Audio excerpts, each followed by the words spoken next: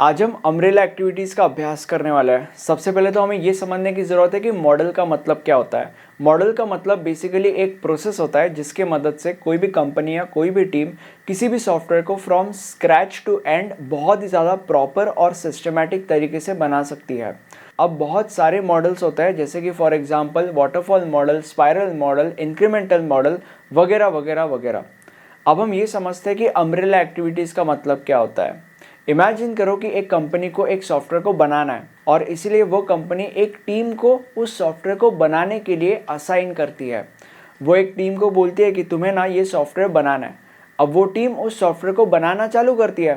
अब जब वो टीम उस सॉफ्टवेयर को बनाना चालू करती है तब उस टीम को इन मॉडल्स में से किसी मॉडल को चूज़ करना पड़ता है उस सॉफ्टवेयर को बनाने के लिए। लेट्स से फॉर एग्जांपल वो टीम वाटरफॉल मॉडल को चूज करती है उस सॉफ्टवेयर को बनाने के लिए। अब वाटरफॉल मॉडल के अंदर टोटल 5 फेजेस है। Requirement analysis phase, design phase, implementation phase, review phase and maintenance phase. तो अभी क्योंकि उस टीम ने वाटरफॉल मॉडल को चूज किया है उस सॉफ्टवेयर को बनाने के लिए तो ऑब्वियसली वो टीम इन 5 फेजेस को फॉलो करेगी। अब जब वो टीम इन 5 फेजेस को फॉलो कर रही होती है, इन 5 फेजेस को फॉलो करते करते उस टीम को और भी कुछ एक्टिविटीज़ को फॉलो करना होता है पैरेलली, साथ साथ विद दोज फेजेस।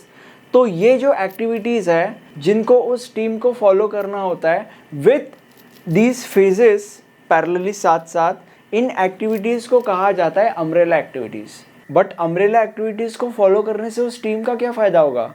जो भी फेजेस वो टीम फॉलो करती है ना, ये अम्ब्रेला एक्टिविटीज़ उन्हीं फेजेस को कॉम्प्लीमेंट करती है और ये अम्ब्रेला एक्टिविटीज़ टीम को हेल्प करती है to manage and take control over lot of things. जैसे कि for example control over the progress of the software, control over the changes in software, control over the quality of the software, control over the risks that arises while developing the software. इसीलिए ये umbrella activities इतनी ज़्यादा important होती है। अब there are total 7 umbrella activities. एक एक करके हम इन अम्ब्रेला एक्टिविटीज़ को समझते हैं।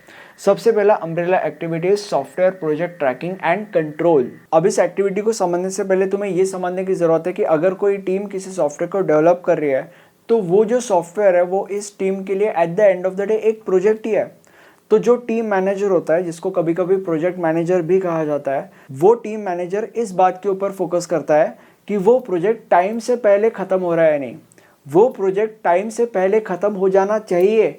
ये इस एक्टिविटी का गोल होता है। अगर सपोज कोई चीज़ टाइम से पहले ख़त्म नहीं हो रही है तो क्या एक्शंस लेने चाहिए, ये चीज़ वो प्रोजेक्ट मैनेजर देखता है या ये चीज़ वो प्रोजेक्ट मैनेजर डिसाइड करता है। अब अगर इस एक्टिविटी के अंदर ये चीज़ हो रही है तो ऑब्वियसली ये एक्टिविटी 5 के 5 फेजेस के साथ साथ ही चलनी चाहिए। हमेशा उस प्रोजेक्ट मैनेजर को ये देखते रहना चाहिए कि कोई चीज़ टाइम से पहले ख़त्म हो रही है नहीं, क्योंकि अगर एक भी चीज़ टाइम से पहले ख़त्म नहीं हुई तो वो आगे आगे बढ़ते जाएगी, बाकी चीज़ों को अफेक्ट करते जाएगी और इसके वजह से जो पूरा प्रोजेक्ट है वो टाइम से पहले ख़त्म नहीं हो पाएगा शायद से।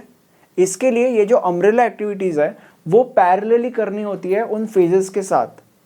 ठीक है, अब हम दूसरे एक्टिविटी के ऊपर जंप करते हैं विच इज़ रिस्क मैनेजमेंट। हर एक फेज के अंदर रिस्क आने के बहुत ज़्यादा चांसेस होता है, तो हर एक फेज के अंदर रिस्क को असेस करना होता है। तो इस एक्टिविटी के अंदर हर एक फेज के अंदर टीम ये देखती है कि किसी भी प्रकार की रिस्क आ रही है या नहीं।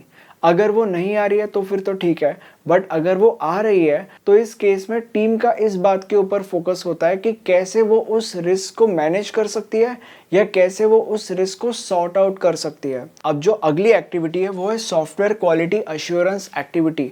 जब भी कोई टीम किसी सॉफ्टवेयर को डेवलप कर रही होती है तो ऑब्वियसली उस टीम का फोकस उस सॉफ्टवेयर के क्वालिटी पर भी होता है और उस सॉफ्टवेयर के क्वालिटी के लिए ही SQA टीम होती है। SQA टीम मतलब सॉफ्टवेयर क्वालिटी अश्योरेंस टीम। अब ये जो टीम है वो हर एक फेज के अंदर अलग अलग एक्टिविटीज़ कंडक्ट करती है to ensure a better quality of the software. अब जो अगली एक्टिविटी है वो है टेक्निकल रिव्यू। जब भी कोई टेक्निकल पार्ट, जैसे कि फॉर एग्जांपल किसी कोड का कोई मॉड्यूल बन के रेडी हो जाता है तो हमेशा उस पार्ट को रिव्यू किया जाता है जिससे उसके अंदर के सारे एरर्स इल्यूमिनेट हो सके और इसी चीज़ को कहा जाता है टेक्निकल रिव्यू। अब ये जो टेक्निकल रिव्यू एक्टिविटी है, ये एक्टिविटी SQA का ही एक पार्ट है, बट ये अलग से क्यों यहाँ पे मेंशन की गई है?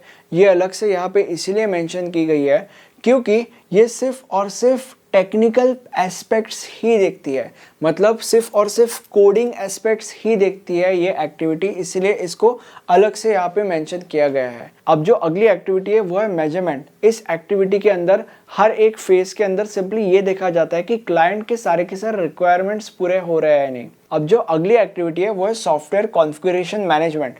इमेजिन करो कि एक टीम एक सॉफ्टवेयर को डेवलप कर रही है और जिस क्लाइंट को सॉफ्टवेयर को बनाना है वो क्लाइंट कॉन्स्टेंटली अलग अलग चेंजेस बोल रहा है उस सॉफ्टवेयर के अंदर करने के लिए। तो अभी उस टीम को उस क्लाइंट की बातें तो सुननी पड़ेगी, उन सारे के सारे चेंजेस को उस सॉफ्टवेयर के अंदर तो इम्प्लीमेंट करना पड़ेगा। तो जब ये टीम उन चेंजेस को उस सॉफ्टवेयर के अंदर इम्प्लीमेंट करेगी तो उन चेंजेस को इम्प्लीमेंट करने के बाद जो इफेक्ट्स उस सॉफ्टवेयर के अंदर होंगे उन इफेक्ट्स को मैनेज करती है ये एक्टिविटी सॉफ्टवेयर कॉन्फ़िगरेशन मैनेजमेंट। ठीक है, अब जो अगली एक्टिविटी है वो है रीयूजेबिलिटी मैनेजमेंट। इमेजिन करो कि एक टीम एक सॉफ्टवेयर बना रही है किसी कॉलेज के लिए और उस सॉफ्टवेयर का नाम है स्टूडेंट्स अटेंडेंस मैनेजमेंट सिस्टम।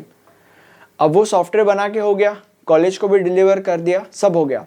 अब कुछ समय के बाद एक दूसरा कॉलेज इसी टीम को अप्रोच करता है और बोलता है कि मुझे सेम सॉफ्टवेयर अपने कॉलेज के लिए बनाना है।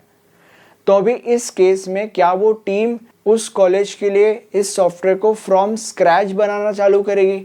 नहीं, वो टीम जो सॉफ्टवेयर उसने पहले इस कॉलेज के लिए बनाया था उसी सॉफ्टवेयर में से कुछ कंपोनेंट्स रीयूज करेगी।